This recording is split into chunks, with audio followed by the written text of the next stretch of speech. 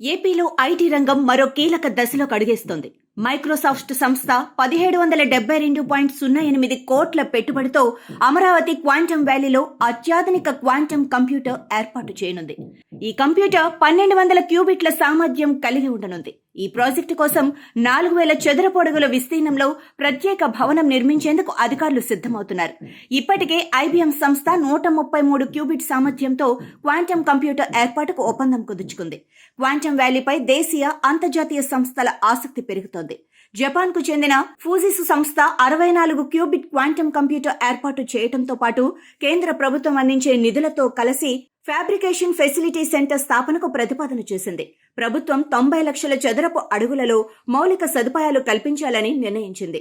L&T రూపొందించిన iconic tower పూర్తయ్యాక 40,000 చదరపు అడుగుల తక్షణం అందుబాటులోకి రానున్నాయి. అమరావతి క్వాంటమ్ వ్యాలీ దేశంలో క్వాంటమ్ పరిశోధనలకు ప్రధాన కేంద్రంగా ఎదగనుంది.